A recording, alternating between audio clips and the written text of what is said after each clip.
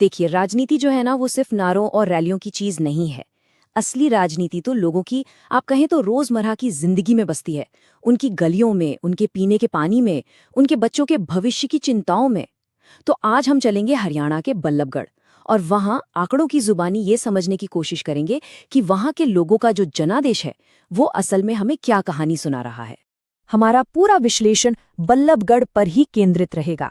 आप जानते ही हैं, ये एक औद्योगिक शहर है जहां फैक्ट्रियों का धुआं और शहर की तेज रफ्तार दोनों मिलकर लोगों की उम्मीदों और उनकी मुश्किलों को एक शक्ल देते हैं। यहां डाला गया हर एक वोट सिर्फ किसी नेता को नहीं चुनता, नहीं, वो बेहतर जिंदगी की एक उम्मीद को चुनता है। राजनीति में हर जनादेश, हर मैंडेट एक कहानी कहता है। ये सिर्फ जीत और हार का कोई गणित नहीं है, बल्कि ये जनता का एक बहुत गहरा संदेश होता है। हमारा काम है उस संदेश को पढ़ना, उसे डीकोड करना और ये समझना कि लोक सेवा की असली जिम्मेदारी आखिर है क्या। तो इस सफर में हम 6 पड़ावों से होकर गुजरेंगे। सबसे पहले बल्लभगढ़ के जनादेश को समझेंगे, फिर हार के आंकड़ों का विश्लेषण करेंगे, उसके बाद थोड़ा इतिहास के पन्ने पलटेंगे और फिर भविष्य की ओर देखते हुए विजय का मार्ग, उसकी नींव और शासन का एक ठोस ब्लूप्रिंट देखेंगे। देखिए, किसी भी जनादेश को समझने के लिए ना जमीन की नब्ज पकड़नी पड़ती है। तो सवाल ये है कि बल्लभगढ़ के लोगों की रोजमर्रा की जिंदगी को कौन सी चीजें हैं जो सबसे ज्यादा प्रभावित करती हैं। वो कौन से मुद्दे हैं जो वोट डालते वक्त उनके दिमाग में सबसे ऊपर होते हैं। चलिए देखते हैं। यहाँ 4 बड़े फैक्टर्स हैं जो बल्लभगढ़ की राजनीति को चला रहे हैं। राजनीतिक तौर पर देखें तो सत्ताधारी भाजपा के सामने जो विपक्ष का वोट है, वो कई हिस्सों में बुरी तरह बटा हुआ है। आर्थिक मोर्चे पर नौकरी और महंगाई, ये 2 सबसे बड़ी चिंताएं बनी हुई हैं। सामाजिक ताने बाने की बात करें तो जातिगत समीकरणों का असर बहुत गहरा है, और इन सबसे ऊपर हैं पर्यावरण के मुद्दे। जबरदस्त प्रदूषण, बाढ़ और सीवेज की समस्याएं जो सीधे सीधे लोगों की सेहत और जिंदगी पर असर डाल रही हैं। और ये टेबल तो बिल्कुल साफ साफ दिखाती है कि कुछ मुद्दे ऐसे हैं जो हर किसी के लिए अहम हैं, चाहे वो जाट समुदाय हो, चाहे एससी ओबीसी वर्ग हो, या फिर शहरी युवा और महिलाएं। बुनियादी ढांचा और रोजगार की चिंता ये सबको है। यही वो जमीनी हकीकत है जिस पर किसी भी राजनीतिक रणनीति की नींव रखी जानी चाहिए। अच्छा, अब जमीनी हकीकत से आगे बढ़कर नतीजों के ठोस आंकड़ों पर आते हैं। जो नंबर हैं वो कभी झूठ नहीं बोलते। तो 2024 के चुनाव की संख्याएं वो हमें क्या कहानी सुनाती हैं। तो सबसे पहला और सच कहूं तो सबसे चौंकाने वाला आंकड़ा देखते हैं। 2024 के चुनाव की बात है। कांग्रेस के जो आधिकारिक उम्मीदवार थे, उन्हें वोट कितना मिला? सोचिए, सिर्फ 5.92%। अब यह आंकड़ा सिर्फ एक हार का नंबर नहीं है, नहीं, ये तो किसी बहुत गहरी समस्या की तरफ इशारा कर रहा है।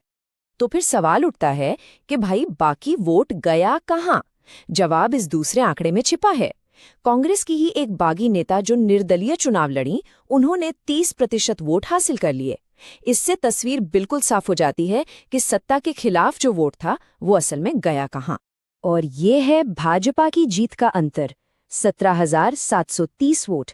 ये मार्जिन साफ साफ विपक्ष के वोटों के बंटवारे की वजह से बना है। तो समझने वाली बात यह है कि हार की वजह समर्थन की कमी नहीं, बल्कि विपक्ष का बिखराव था।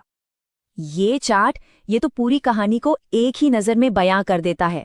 आप खुद देखिए, अगर आधिकारिक और बागी उम्मीदवार के वोट जोड़ दिए जाएं, तो वो आंकड़ा विजेता के वोट से कहीं ज्यादा है। ये एक बिखरे हुए विपक्ष की क्लासिक कहानी है। और यहीं पर हमें एक बात समझनी होगी।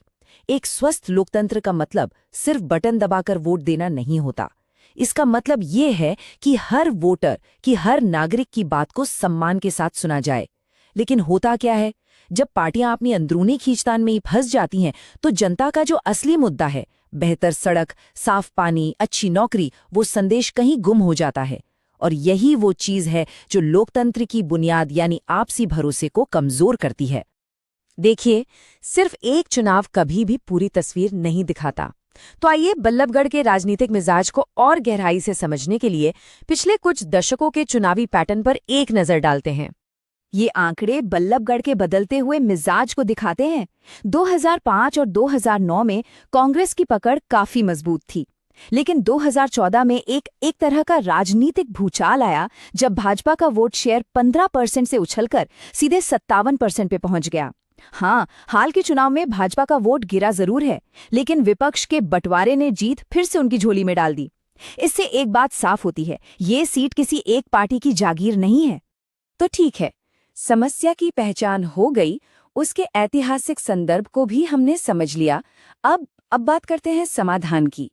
यहाँ एक 4 आयामी रणनीतिक ढांचा है जिसे हम चतुर्मुख सिद्धांत कह सकते हैं, जो वापसी का एक मुमकिन रास्ता तैयार कर सकता है।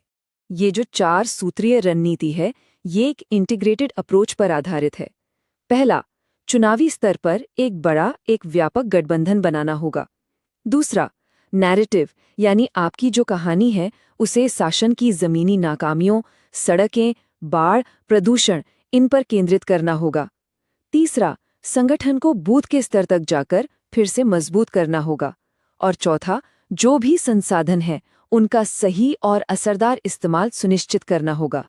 देखिए, कोई भी अच्छी स्ट्रैटेजी तब तक सिर्फ कागज पर रहती है जब तक उसे जमीन पर उतारने का एक ठोस एक्शन प्लान ना हो। तो ये है एक समयबद्ध, एक 90 दिन की योजना जो इस रणनीति को हकीकत में बदल सकती है। इस 90 दिन की योजना को कुछ इस तरह से अमल में लाया जा सकता है। चुनाव से 90 दिन पहले उम्मीदवार की घोषणा और पार्टी में सबको एक साथ लाना। 60 दिन पहले बूथ स्तर पर काम को तेज करना और स्थानीय स्तर पर लोगों की शिकायतें सुनना। 30 दिन पहले रैलियों और डिजिटल अभियानों से प्रचार को बिल्कुल चरम पर पहुंचा देना। और आखिरी हफ्ते में पूरी की पूरी ताकत सिर्फ वोटरों को बूथ तक लाने में लगा देना। एक बात हमेशा याद रखनी चाहिए, चुनाव जीतना सिर्फ एक पड़ाव है, मंजिल नहीं। असली काम तो उसके बाद ही शुरू होता है। तो यहाँ कुछ हाई प्रायोरिटी एक्शन लेने योग्य सिफारिशें हैं जो एक असरदार शासन की नींव बन सकती हैं। ये 5 बहुत ही ठोस कदम हैं जो फौरन उठाए जा सकते हैं। पहला, बागी नेताओं के साथ सार्वजनिक तौर पर सुलह करके पार्टी को एकजुट करना। दूसरा, सड़कों, बाढ़ नियंत्रण और पानी जैसे मुद्दों पर एक स्पष्ट घोषणा पत्र जारी करना। तीसरा, हर बूथ पर कम से कम 10 सक्रिय कार्यकर्ताओं की एक टीम बनाना। चौथा, उम्मीदवार को मीडिया और सोशल मीडिया की सही ट्रेनिंग देना। और पांचवां, सीधे संवाद के लिए हाइपर लोकल यानी बहुत छोटे छोटे व्हाट्सएप ग्रुप बनाना।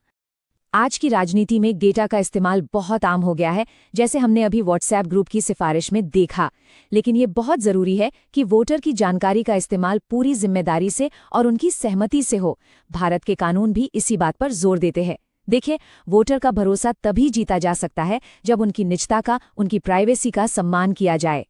और आखिर में यही एक सवाल है जो सबसे अहम है, क्या वाकई में डेटा, अनुशासन और ज़मीनी मुद्दों की गहरी समझ पर आधारित एक रणनीति बल्लभगढ़ की इस राजनीतिक कहानी को एक नया मोड़ दे सकती है? इसका जवाब ही भविष्य की दिशा तय करेगा। तो ये पूरा विश्लेषण हमें एक ही जगह लाता है, एक सवाल पर, क्या बदलाव संभव है? बिल्कुल है। अगर आप एक जन केंद्रित नेता बनना चाहते हैं और अपने निर्वाचन क्षेत्र का सही मायनों में उत्थान करना चाहते हैं तो संपर्क करें blueprintstrategies.ai पर, या हमें लिखें mgr@blueprintstrategies.ai पर, या फिर कॉल करें 08042041602 पर। याद रखिए, राजनीति से परे उद्देश्य।